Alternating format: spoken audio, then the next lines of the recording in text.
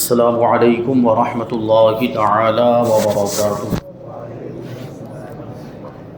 نحمده ونصلي ونسلم على رسوله الكريم اما بعد فاعوذ باللہ من الشیطان الرجیم بسم اللہ الرحمن الرحیم ان اللہ وملائکتہ یصلون علی النبی یا ایہا الذین آمنوا صلوا علیہ وسلموا تسلیما اللہم صلی علی سیدنا ومولانا محمد معدن الجود والکرم وآلہ الکرام وابنہ الکریم وبارک وسلم صلاۃ وسلاما علیک یا رسول اللہ صلی اللہ تعالی علیہ وسلم۔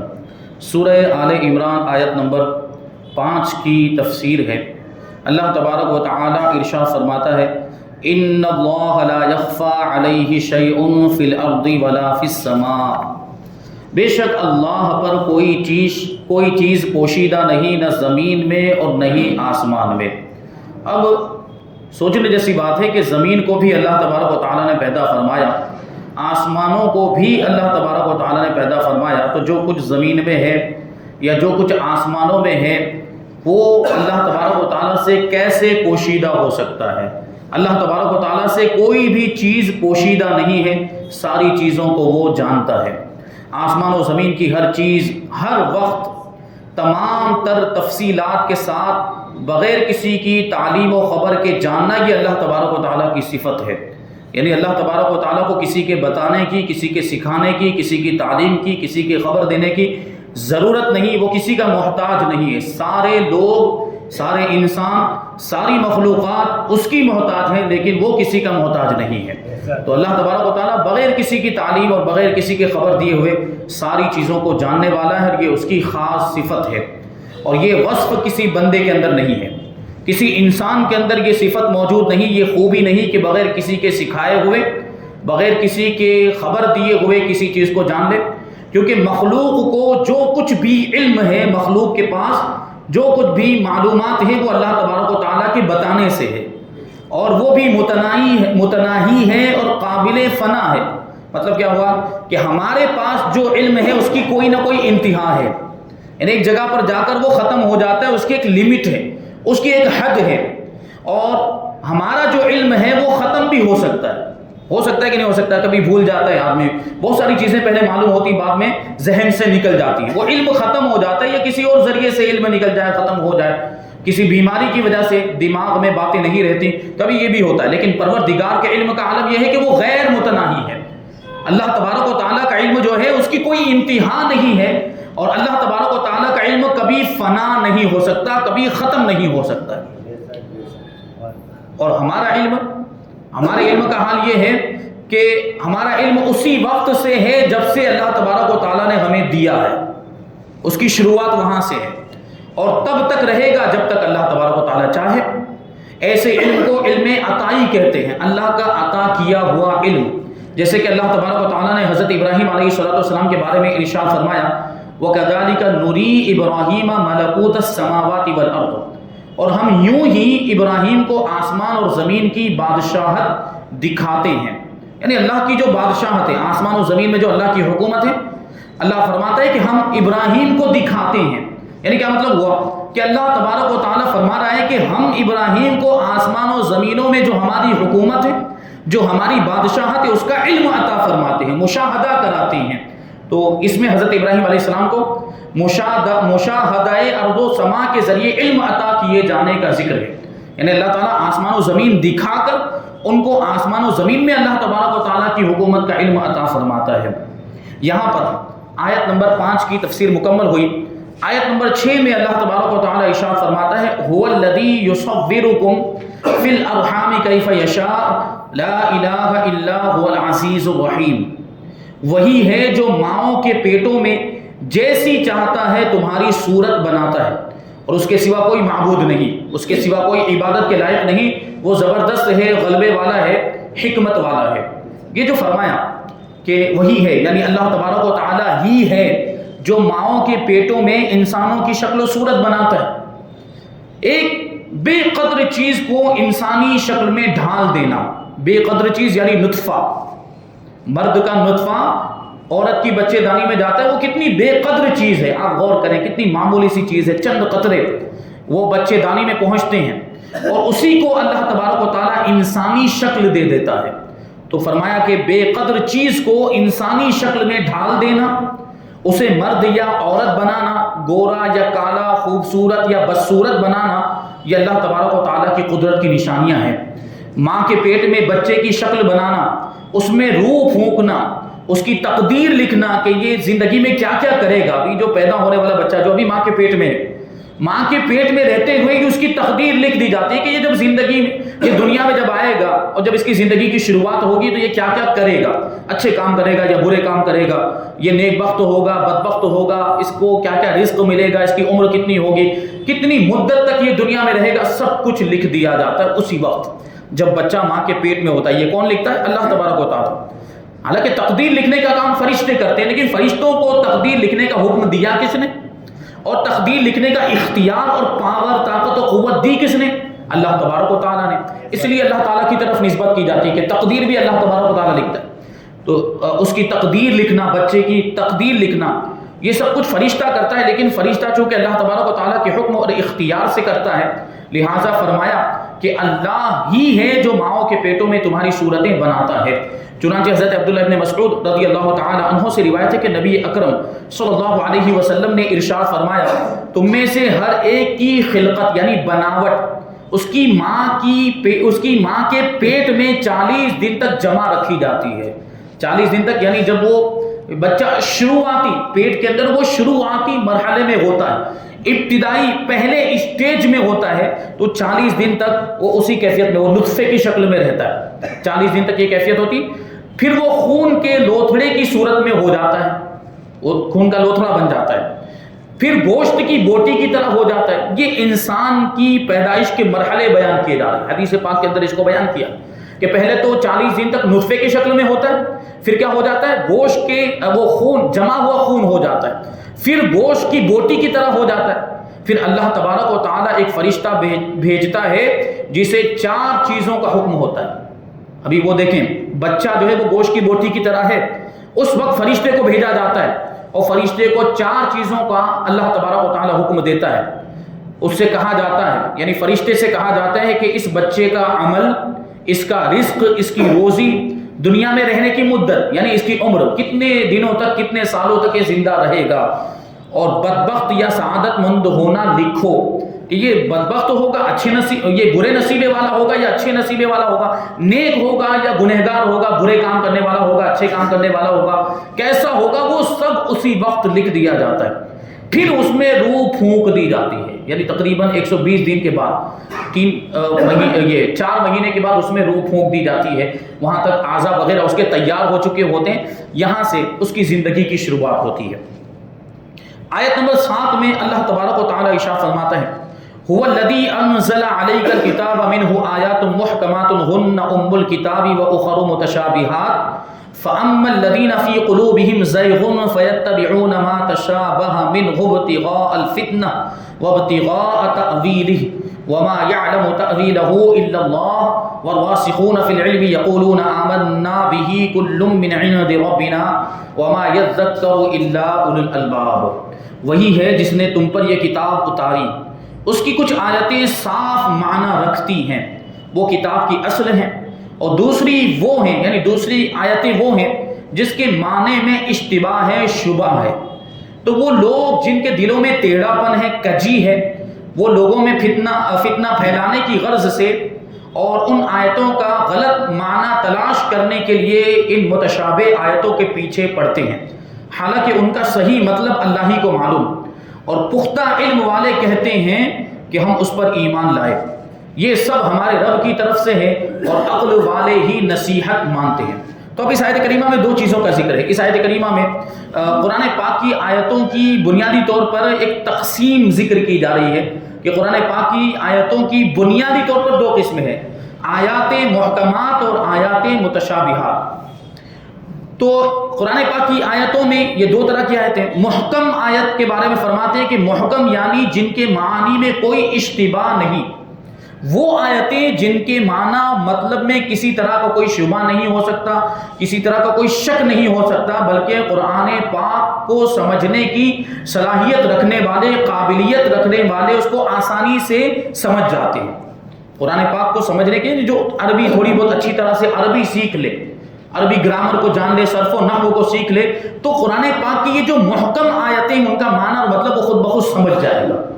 بہت گہرائی والی آیتیں نہیں ہیں، لیکن متشابہ یعنی وہ آیتیں جن کے ظاہری معنی یا تو سمجھ میں ہی نہیں آتے، جیسے کہ حروف مقطعات، یعنی بعض صورتوں کے شروع میں آنے والے حروف، جیسے سورہ بقرہ کے شروع میں الف لام میم، اس کا معنی تو معلوم ہی نہیں، اس کا معنی تو اللہ تبارک و تعالیٰ جانتا ہے، اور اس کے بتانے سے اس کے پیارے حبیب صلی اللہ علیہ وسلم جانتے ہیں۔ تو یہ الف لام میم صاد، الف لام میم را، حا میم کاف ہا یا عین صاد، یہ سب جو حروف، ان کو حروف مقطعات کہا جاتا ہے۔ ان کو ہم ڈکشنری کھول کے معلوم نہیں کر سکتے، لغت دیکھ کر معلوم نہیں کر سکتے، یا عربی میں مہارت حاصل کرنے کے باوجود بھی ان کا معنی اور مطلب نہیں جان سکتے۔ یہ حروف مقطعات یا تو متشابہ آیتیں وہ ہیں کہ جس کے ظاہری معنی سمجھ میں تو آتے ہیں لیکن وہ مراد نہیں، یعنی ظاہری معنی مراد نہیں ہے، لغت کے اعتبار سے اس کا جو ترجمہ ہو رہا ہے وہ مراد ہے ہی نہیں۔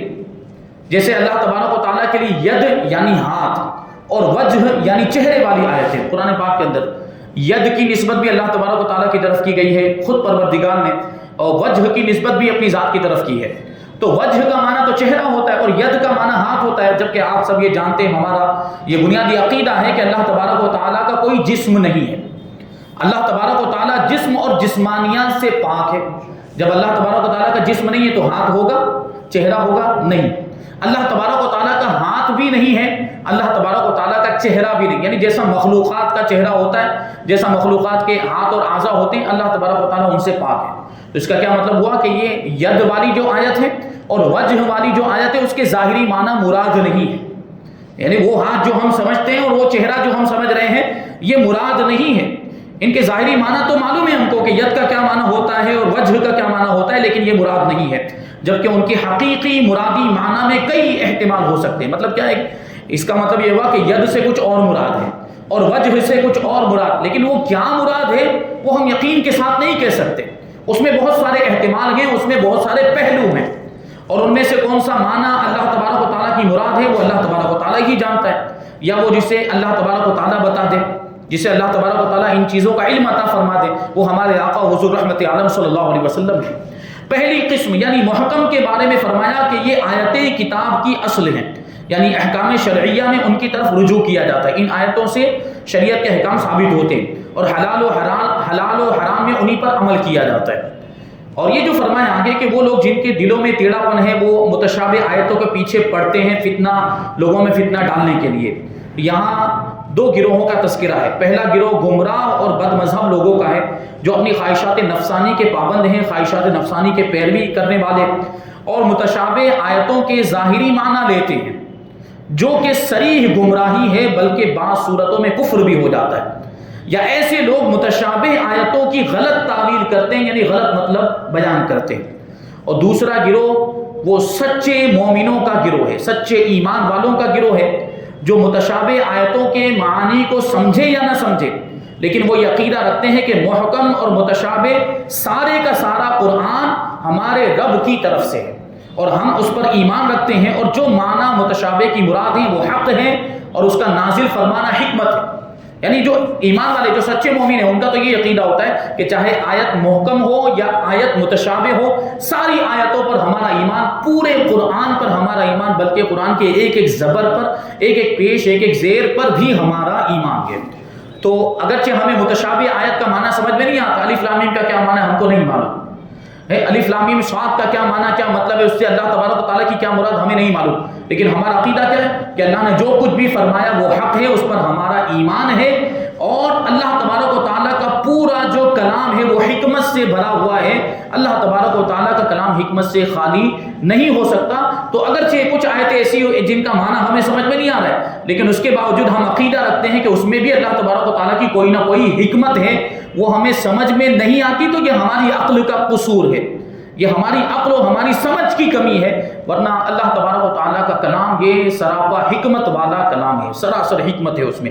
اللہ تبارک و تعالیٰ کسی کو متشابہات کا علم عطا فرماتا ہے یا نہیں؟ یہ سوال ہے. متشابہ آیتیں جو جیسے حروف مقطعات اور جو میں نے ابھی ذکر کیا، تو ان کا علم کسی کو اللہ تبارک و تعالیٰ عطا فرماتا ہے نہیں؟ تو اس کے بارے میں محققین علماء نے فرمایا ہے کہ حضور اقدس صلی اللہ علیہ وسلم کی شان اس سے عرفہ و اعلیٰ ہے کہ اللہ تبارک و تعالیٰ آپ صلی اللہ علیہ وسلم کو بھی اس کا علم نہ عطا فرمائے، بلکہ حضور صلی اللہ علیہ وسلم کے صدقے میں آپ صلی اللہ علیہ وسلم کی امت کے اولیاء کرام کو بھی اس کا علم ملتا ہے.